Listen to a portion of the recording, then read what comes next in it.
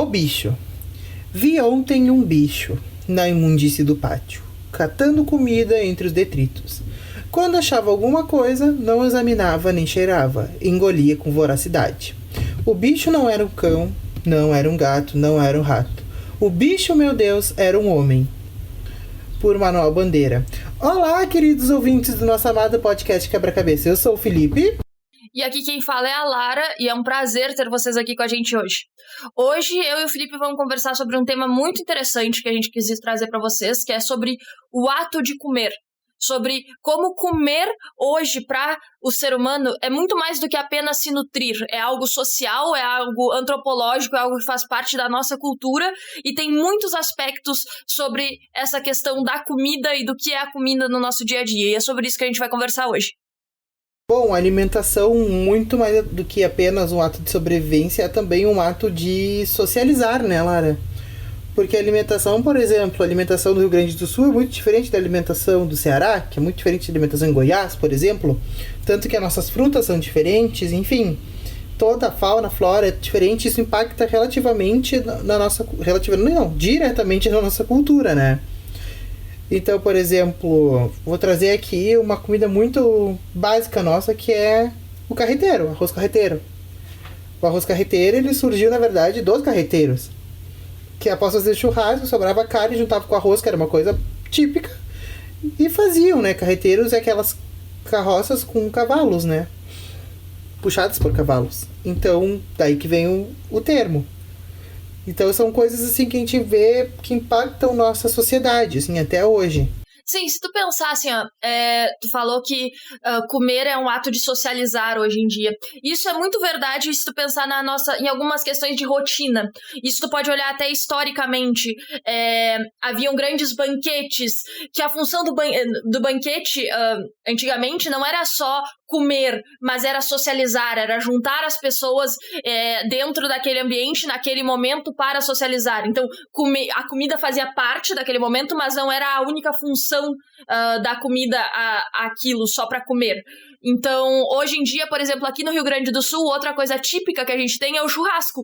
E é muito tradicional, ao menos sempre foi na minha família, o churrasco de domingo. Domingo é dia de churrasco. Domingo é o dia que a família se junta e faz churrasco. Não, na minha também, totalmente é um dia tradicional, assim, eu acho que não só na nossa, como em muitas outras também.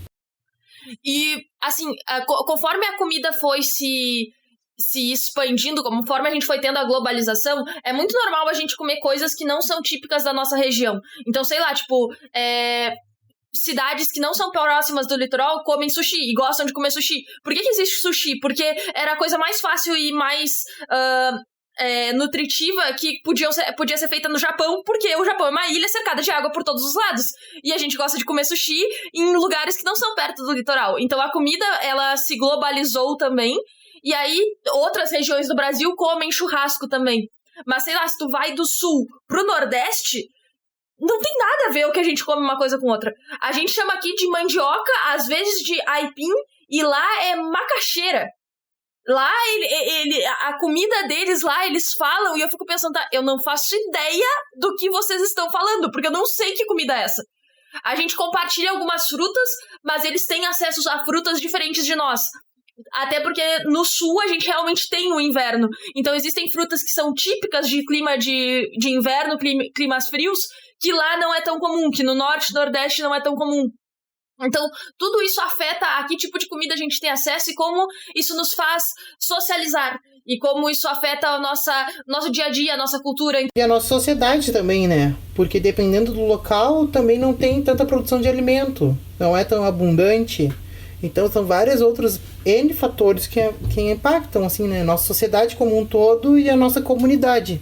Comunidade que eu digo enquanto o mais próximo, né? Sim. Ainda pensando em questão de comer enquanto se socializa, enquanto interage com outras pessoas, uma coisa típica do Rio Grande do Sul é o mate, o chimarrão. Eu não tomo, mas a maioria das pessoas gosta. E uma coisa muito normal da gente fazer... Eu tomo. Da gente fazer no inverno. No inverno, o que a gente tem? A gente tem laranja e bergamota, que pra quem estiver escutando de outros lugares, bergamota, mexerica, e tem alguns outros nomes que vocês dão pra bergamota que eu não faço ideia de qual seja. Pra nós é bergamota. E a gente come no inverno, no sol, com chimarrão e bergamota. Isso se chama lagartear. E é uma coisa que tu faz depois do almoço, normalmente. Ou no final da tarde. E, sei lá, isso é parte da nossa cultura. Isso é um momento que é normal da gente viver, que a gente tem um nome pra isso e está associado com uma comida. Então, tipo, tudo isso vai se fazendo parte. A gente não come só pra se nutrir, não come só pra matar a nossa fome. Na verdade, a gente come como um ato de socialização. Muitas famílias têm o seu café da tarde, e aí aquilo é um ato, é um momento de socializar, de estar em família. E tudo isso é muito interessante. Assim, também a gente tem problemas decorrentes desse ato de comer, né? Que comer também tem alguns vícios, como por exemplo, comer se torna uma válvula de escape. Não sei, pra mim, muitas vezes comer já foi utilizado como válvula de escape. Por exemplo, eu tô frustrado, estou ansioso, estou aflito, sei lá. Tudo isso se torna, eu jogava em cima da comida, assim, muitas vezes. Até porque comer é uma forma de ter prazer. Comer açúcar, principalmente, é uma forma de ter prazer. Então, é muito normal que a gente desconte certas coisas na comida. Eu, por muito tempo, fiz isso. Então, eu já tive épocas em que eu estava tão estressada, tão ansiosa, que eu acordava de madrugada para comer, no meio da noite. Isso é um problema que pode evoluir para algo mais sério, como um transtorno alimentar. E isso é muito bizarro, porque um transtorno alimentar é, às vezes, tipo, compulsão alimentar. Tu tem um vício em comer, e tu come como um vício, e esse é um vício que não pode ser tratado como outros vícios, porque, tu tem vício em cigarro, tu para de fumar, tu só passa pela abstinência e para de fumar. Tu não pode parar de comer, tu precisa comer pra sobreviver. Então tu não tem como fazer esse tratamento de abstinência pra esse vício. Então o tratamento é muito mais complexo, e isso mostra como a comida ela deixou de ser algo só pra nos nutrir e virou algo que é parte da nossa vida, é algo que nos dá prazer, é algo onde a gente se apega em alguns momentos, às vezes é uma forma de mostrar carinho para conosco mesmo, então... Às vezes é uma forma de cerimônia também, porque tu não vai fazer uma festa, por exemplo, requintada, e tu não vai servir comida, entendeu? Então são N fatores, assim, que revelam muito, assim, na nossa sociedade, através da comida. Eu acho que a comida é um belo ponto de partida para qualquer coisa. E a comida é algo muito, muito cultural. Eu já fui pra Argentina, eu fui pro México, eu fui pra Inglaterra. A comida era o que mais marcava a diferença cultural de cada um desses lugares. A comida no México é única e é extremamente apimentada. E, meu Deus do céu, como tinha pimenta. Tem pimenta até nos doces daquele lugar. É literal, tem pimenta nos doces. As crianças comem pimenta com doce. Ai, já quero. Não faz sentido na minha cabeça. Na Inglaterra, a comida não tem sal, peixe, fritas, e eles não sabem fazer um doce decente porque eles não colocam açúcar nas coisas. Mas esse é o meu ponto de vista, né? Porque aqui no Brasil... Tá, mas isso daí, na Europa, isso é um problema europeu, né? Tu sabia que eles não tinham produção de açúcar. Eles usam muito menos açúcar e eles consideram as coisas muito doces. A Europa só começou a consumir doce quando Portugal explorou o Brasil. Que o Brasil é uma terra tropical que favorece a produção do açúcar. Então, o que acontece? Isso tem muito a ver com a história do Rio Grande do Sul. Se cruza muito. Eu falei do charque, eu falei a questão do carreteiro, né? O carreteiro também era feito de charque originalmente. O charque era levado pelos carreteiros até o porto de Rio Grande e subia. E era exportado. E de lá, como pagamento, vinha o açúcar. Por isso que a gente tem o doce de Pelotas hoje em dia. O doce de Pelotas, na verdade, ele vem dessa troca do sal pelo açúcar. E então, o açúcar também, que vinha com um pagamento pelo sal do charque, também era exportado para a Europa, e lá ele tinha um valor muito riquíssimo. Por isso que os doces franceses são muito requintados. Eles são requintados porque na França era onde podia se produzir mais doce, onde se produzia mais cana-de-açúcar, onde o clima era um pouco mais ameno para a produção. Então, lá ficou famoso. Então, quando chegou a exportação do açúcar, se tornou um troço muito, muito, muito chique, todo mundo queria o açúcar, e depois tornou algo banal. Teve a crise do açúcar na Europa.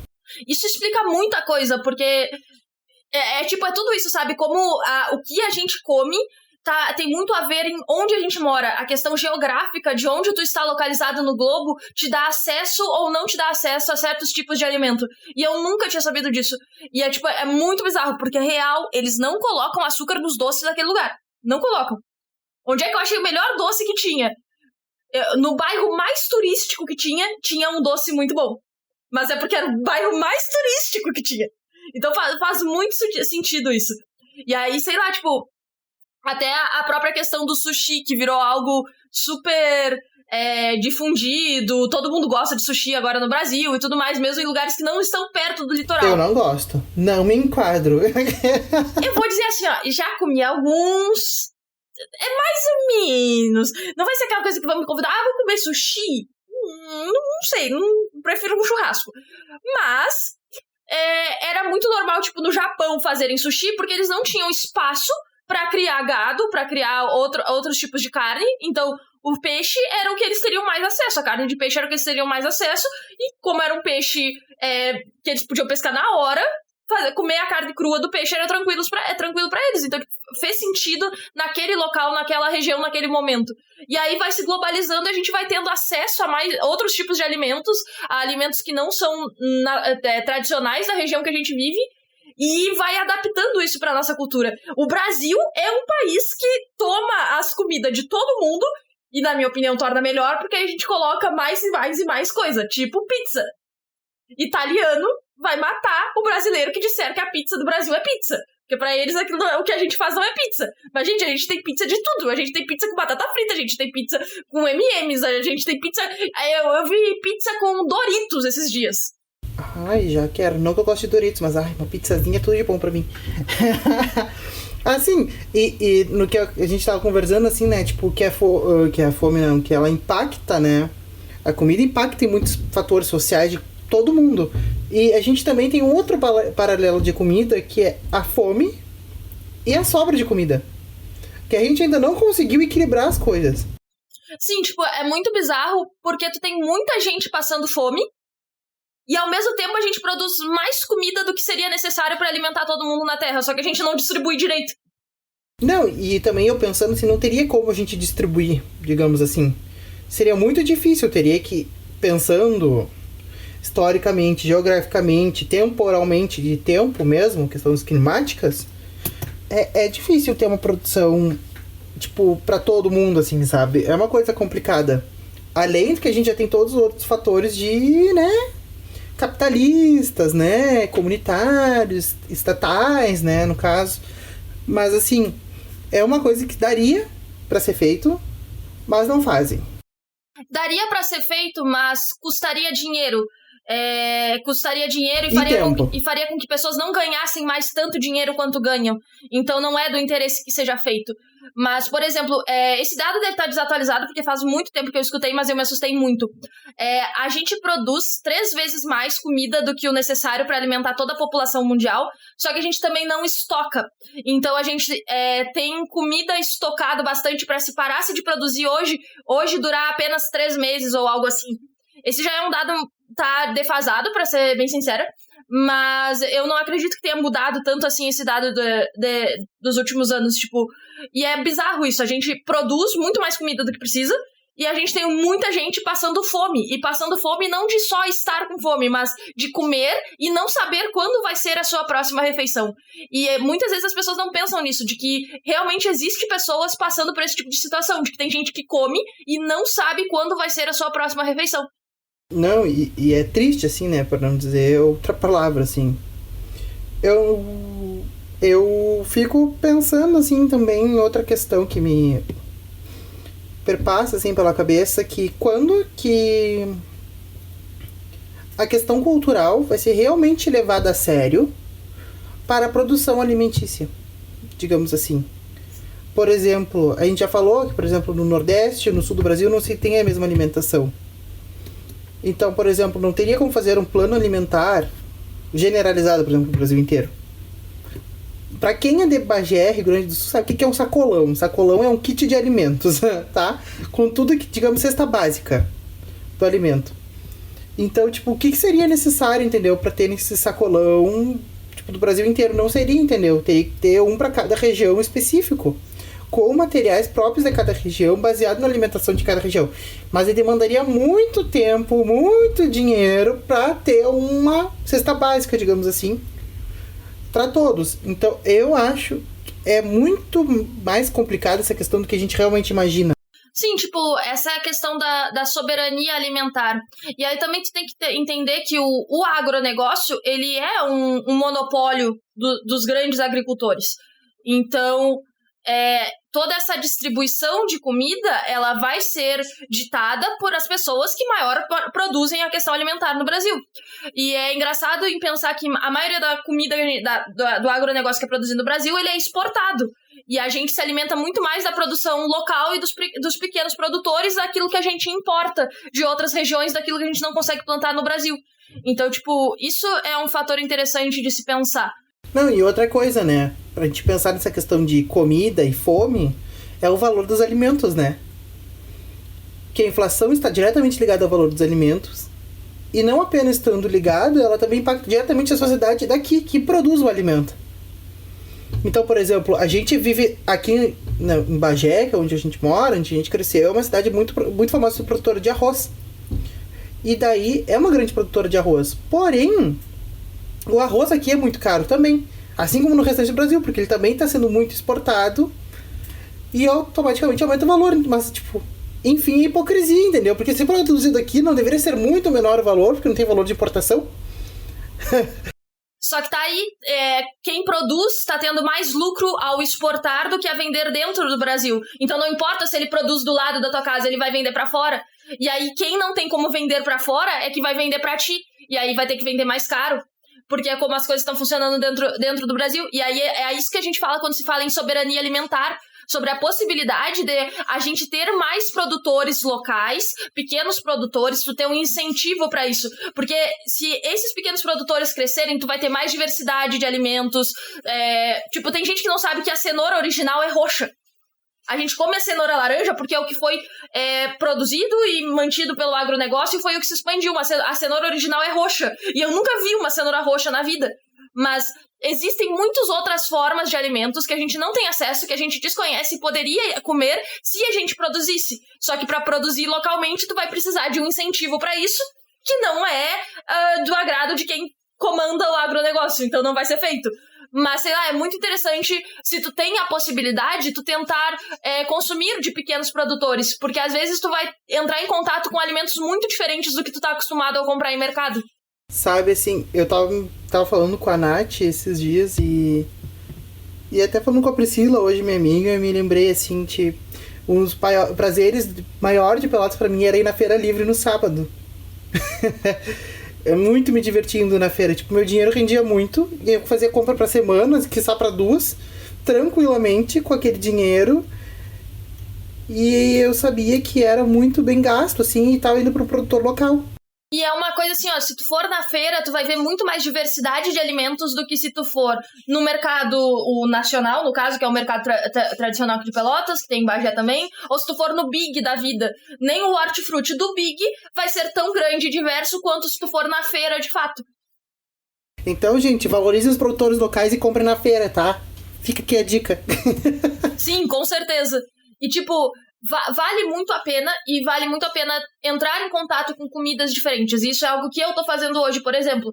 Já que eu tenho condições de comprar coisas diferentes, eu estou me obrigando a comprar produtos orgânicos, que é numa cesta de menu ali que tem um número X de itens que eu tenho que escolher, dentro de itens que eu nunca comeria antes por vontade própria. E hoje o meu prato teve couve-flor, teve couve, teve rúcula, teve alface, e eu só fico pensando que nunca na vida eu ia comer um prato desse jeito. Mas tá aí, eu estou aprendendo a comer melhor, ao menos no meu almoço, e eu tô ajudando esse negócio local dos pequenos produtores, o que é muito importante também. Mas aí isso entra na questão da soberania alimentar. Eu tenho condições de fazer isso. Muita gente não tem. Muita gente precisa comprar o que é mais barato, que mais vai durar e mais vai alimentar. E aí a gente fala que pessoa pobre se alimenta mal. Não é assim, é que tu tem que ver a que tipo de comida as pessoas têm acesso, a quanta comida elas precisam para passar o mês. E aí a gente entra de novo na questão da fome e de ter acesso à comida e de como o dinheiro tá ligado a isso também. Não, e agora a gente teve um outro processo, assim, que durante a pandemia as escolas ficaram fechadas durante muito tempo, né? Por exemplo, um exemplo disso que a Lara falou. Então, muitas das crianças se alimentavam da merenda escolar. Com as escolas fechadas, sem merenda escolar, o que vai fazer? As crianças vão se alimentar em casa, mas vão se alimentar em casa como? Se devido à pandemia os pais perderam emprego, entre X e números, outras questões. E aí? Entendeu? São essas questões que a gente tá levantando uma pulguinha atrás da orelha de vocês para começarem a pensar e dar uma refletida sobre isso. Isso é muito interessante, porque muita gente não vai pensar sobre isso. Sobre como muitas vezes crianças, algumas vezes a única alimentação que elas têm é na escola. A única alimentação que elas têm é a merenda escolar. E aí a gente tem políticos querendo roubar o dinheiro da merenda escolar de crianças. Tipo, por que isso é tão monstruoso? Porque às vezes, aquela é a única refeição do dia de uma criança. E é extremamente triste ver isso de perto. E eu não vi isso no Brasil, eu vi isso na Argentina. Quando eu fui fazer trabalho voluntário lá, eu trabalhei numa ONG, onde muitas vezes a merenda que era dada de tarde para as crianças, um leite com pão, era a única alimentação daquelas crianças durante o dia. E isso é algo extremamente triste de se pensar, e que a maioria das pessoas não toma nem consciência. E isso é extremamente comum até no Brasil, então, assim, vamos refletir mais sobre o que a gente come. Então, vamos pro nosso quadro de quebra, neste momento. E aí, Lara, o que tu vai indicar para nós hoje? Hoje eu tenho 3 coisas para indicar. Eu tenho um vídeo do canal Tese 11, que é S de Soberania Alimentar. Um vídeo do canal Tempero Drag, que é Rita em 5 minutos, Hábitos Alimentares. E isso esses 2 vídeos embasam muito do que eu tentei falar um pouco sobre soberania alimentar aqui.